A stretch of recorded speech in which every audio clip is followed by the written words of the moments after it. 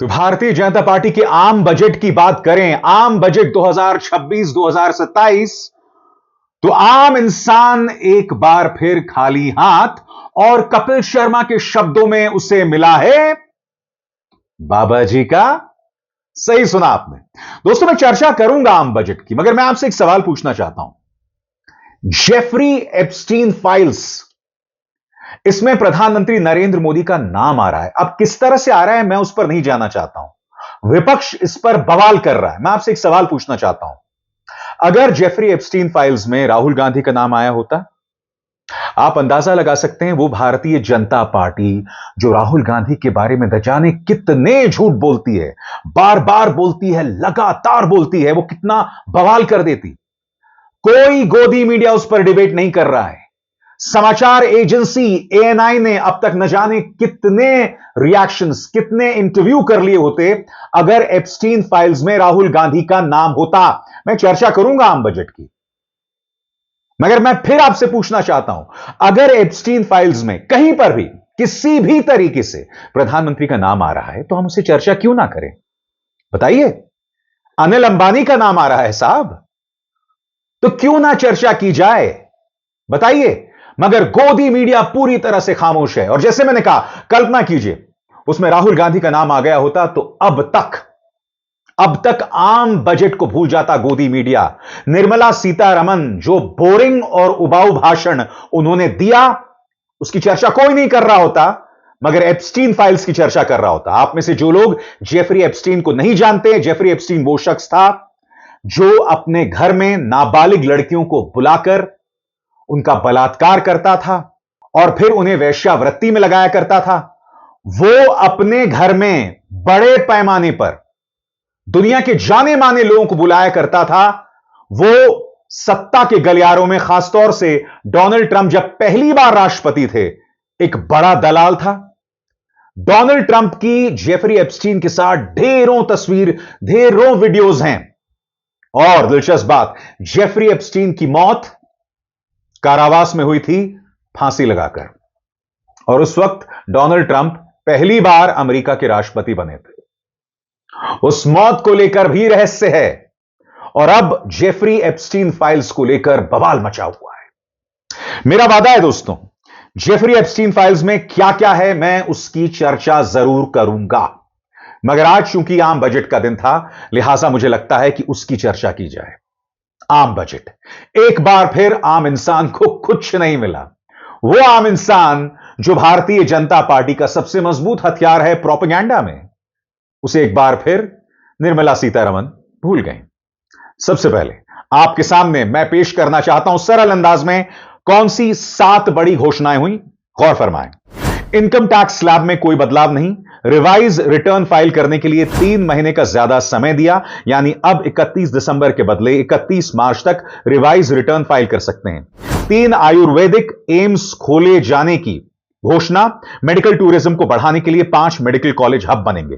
Cancer की 17 दवाओं पर से आयात शुल्क हटाया, अभी 5% शुल्क लगता था। हीमोफीलिया, सिकल सेल और मस्कुलर डिस्ट्रॉफी जैसी 7 दुर्लभ बीमारियों की दवाइयां भी duty free. High speed rail corridor की घोषणा, इनमें मुंबई पुणे, पुणे हैदराबाद, हैदराबाद बेंगलुरु, हैदराबाद चेन्नई, चेन्नई बेंगलुरु, दिल्ली बनारस और वाराणसी सिलीगुड़ी। 5वां, 5 लाख से ज्यादा आबादी वाले टियर 2 और टियर 3 शहरों के विकास के लिए 12.2 लाख करोड़ खर्च करने का ऐलान। छठा, 15,000 सेकेंडरी स्कूलों और 500 कॉलेजेस में कंटेंट क्रिएटर लैब्स बनाएगी। और आखिरी 7वां, करीब 800 जिलों में लड़कियों के लिए हॉस्टल बनेंगे। हर जिले में एक हॉस्टल बनाया जाएगा। अब विपक्ष जो है, जाहिर सी बात है, इस पर हमलावर है। शत्रुघ्न सिन्हा कहते हैं कि यह फेंकू और लपेटू बजट है। सुना जाए। सही मायने में ये विकसित भारत का बजट नहीं है।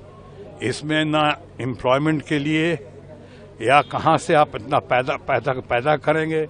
देश पे 2 लाख कितने लाख करोड़ का कर्जा है।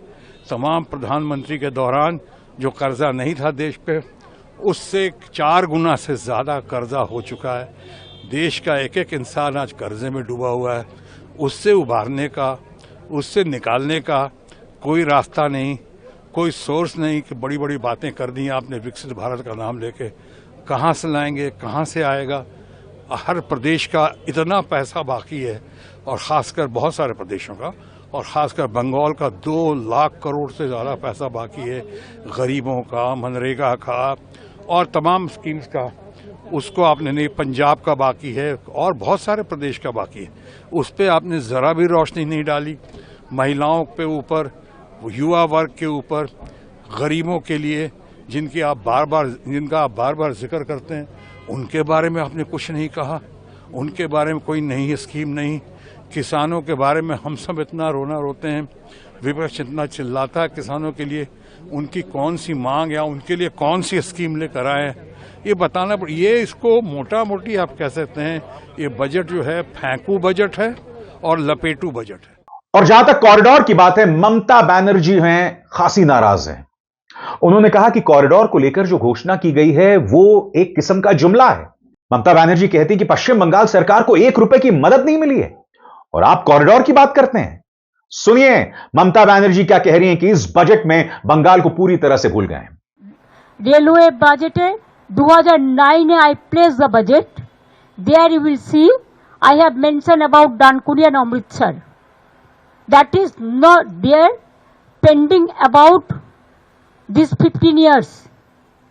Number 2, regarding 3 corridors they announced. We have already announced 6 economic corridors. It will include Dankuni to Bardhaman, to Bakura, to Durgapur, to Purulia. Other is Kalyani to Bardhaman, Birbhum, Malda, Siliguri, Kuchbihar. Other we have announced 6 economic corridors which will cover throughout the country, throughout the state. So what they said about 3 corridors, that is absolutely garbage of lies, blatant lies. It is already on process and we have started working there. And already we will see that in Jangal Mahal, Jangal Sundari project in Purulia, for this economic corridor, 72,000 crores are going to be invested. And already there are so many people, they are setting investment, they are setting their cement hub. Now Bengal have become cement hub, the coal hub, the leather hub, the skill hub. जहां तक राहुल गांधी की बात है, उन्होंने इस budget पर कोई टिप्पणी नहीं की। चिदंबरम ने, पूर्व वित्त मंत्री चिदंबरम ने इस पर बाकायदा प्रेस कॉन्फ्रेंस की और अपनी प्रतिक्रिया दी। मगर राहुल गांधी ने पहले क्या कहा, आइए सुनते हैं। कल कहेंगे भैया, लेकिन सर अभी पार्लियामेंट को यूज करेंगे कल। बाद में ट्वीट करके राहुल गांधी ने बजट पर करारा प्रहार किया है। बकौल राहुल गांधी, नौजवानों के पास नौकरी नहीं, मैन्युफैक्चरिंग लगातार गिर रही है, निवेशक अपना पैसा बाहर निकाल रहे हैं, घरेलू बचत तेजी से घट रही है, किसान संकट में है, ऊपर से दुनिया में आने वाले झटकों का खतरा सब नजरअंदाज।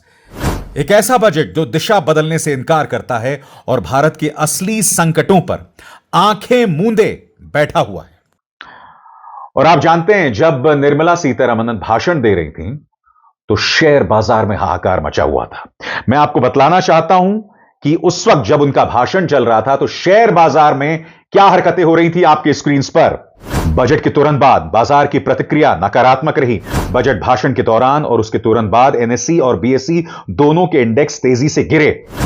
वित्त मंत्री के भाषण के दौरान बीएसई का सेंसेक्स करीब 800 से 1000 अंक यानी करीब 1 से 1.2% गिर गया। वहीं एनएसई का निफ्टी 50 फिसलकर 25,000 के नीचे चला गया, करीब 1% से थोड़ा ज्यादा की गिरावट के साथ। इंडेक्स फ्यूचर्स पर सिक्योरिटीज ट्रांजैक्शन टैक्स एसटीटी को 0.02% से बढ़ाकर 0.05% करने की घोषणा के बाद बिकवाली और तेजी हो गई।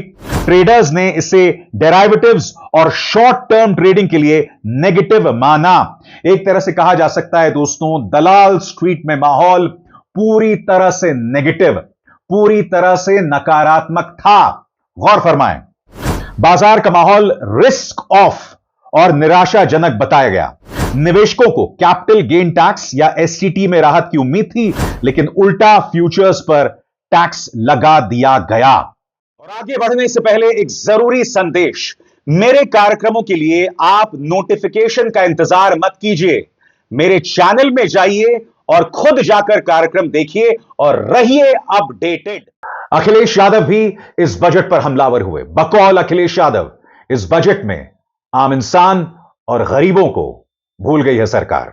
ये गरीब किसान और गांव में रहने वाले लोगों की समझ से बाहर बजट है। जो एक्सपेक्टेशंस थी आपकी, क्या आपको लगता है कि एक भी पॉइंट उसमें से कहीं पर टच? ये गरीब का पेट कहीं नहीं भर सकते है। ये बजट गरीब का पेट नहीं भर सकता। नौकरी रोजगार दिए नहीं, नौकरी रोजगार कहाँ दिए? अभी भी बड़े पैमाने पे नौजवान बेरोजगार है। सपने दिखाने वाला बजट है। वाराणसी में शिपिंग मैन्युफैक्चरिंग हब बनाने की बात कही गई, वाराणसी और आपको याद होगा जो शिप निकला था बनारस में, बिहार में जाकर के रुक गया था। उससे बड़ा सवाल यह है कि क्या गंगा की सफाई हो गई? क्या डिसिल्ट कर लिया आपने? और फिर केवल गंगा का नहीं, वाराणसी में ये बताइए आप कि जो हमारा बहुत पुराना धार्मिक स्थान, पुराने से भी पुराना धार्मिक, उसका हाल क्या कर दिया है बीजेपी ने? बजट में अखिलेश यादव अखिलेश जी, टैरिफ वॉर के बाद पहला बजट था। टैरिफ जिस प्रकार से लगा था, क्या कहेंगे अखिलेश सर टैरिफ के बाद पहला बजट? देखिए, शेयर की बातें हम कम समझ पाते हैं, लेकिन बीजेपी 5% लोगों के लिए बजट बनाती है और शेयर का मसला उन्हीं 5% लोगों के साथ जुड़ा हुआ है। तो अगर वो निराश हैं और किसान की समझ से बाहर है, सोचिए किसान अपनी पैदावार के लिए क्या दे। मैं जिस कॉन्स्टिट्यूंसी से आता हूं, आलू के लिए क्या किया सरकार ने? आलू के किसानों की पैदावार को बढ़ा करके, या पैदावार आ गई, आलू के लिए क्या कर रही सरकार? क्या उनको सही रेट पे खरीदेगी? क्या आय दोगुनी हो गई? अभी धान की फसल, क्या धान की कीमत दे पाई है? सरसों की फसल तैयार है, क्या सरसों की तैयारी कर ली इन्होंने? जब आप विदेश का तेल मंगाओगे खाने के लिए, क्या उम्मीद करोगे आपके किसानों को कीमत मिलेगी? ये केवल 5% लोगों के लिए बजट बनाते हैं, बाकी सब कहीं जाएं और फिर बजट आपके लिए और बनाते हैं। दोस्तों, अब मैं आपको बतलाना चाहता हूं कि अलग अलग सेक्टर्स में इस बजट में क्या क्या किया गया। इनकम टैक्स मैं आपको बतला चुका हूं। इसके बाद मैं आपको बतलाना चाहता हूं स्वास्थ्य। कैंसर की दवाओं से कस्टम ड्यूटी हटेगी, इलाज सस्ता होगा। कैंसर के इलाज में इस्तेमाल होने वाली 17 दवाओं पर बेसिक कस्टम ड्यूटी हटा दी गई है। यह एडवांस कैंसर की इंपोर्ट होने वाली दवाएं हैं। अभी 5% कस्टम ड्यूटी लगती है। हीमोफिलिया, सिकल सेल और मस्कुलर डिस्ट्रॉफी जैसी 7 दुर्लभ बीमारियों की दवाइयां भी ड्यूटी फ्री कर दी गई है। डिफेंस सेक्टर की बात करें तो रक्षा बजट 16% बढ़ गया है।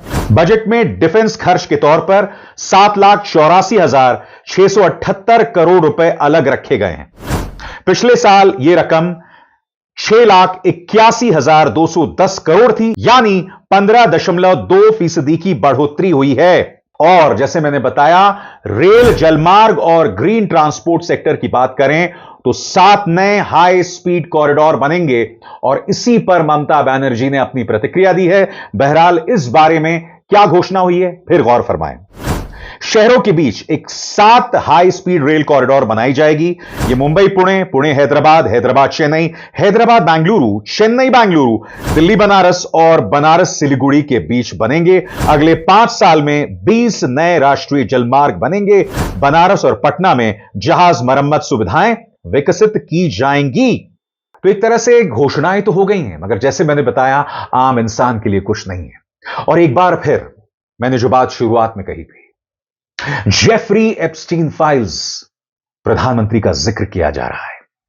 जी हां, और उसकी मैं चर्चा एक अन्य कार्यक्रम में जरूर करूंगा, यह मेरा वादा है। मगर जैसे मैंने कहा, पूरी तरह से सन्नाटा पसरा हुआ है। यहां तक कि संबित पात्रा ने जो कहा, विदेश मंत्रालय ने जो कहा, उस पर भी कोई बहस नहीं है, कोई चर्चा नहीं है। मैं स्पष्ट कर दूं, उनका नाम आया है, इसका मतलब यह नहीं कि वो किसी तरह से उसमें शामिल हैं। मगर जैसे मैंने कहा, अगर राहुल गांधी का नाम होता तो अब तक आग लग गई होती, गोदी मीडिया के स्टूडियोज में आग लग गई होती।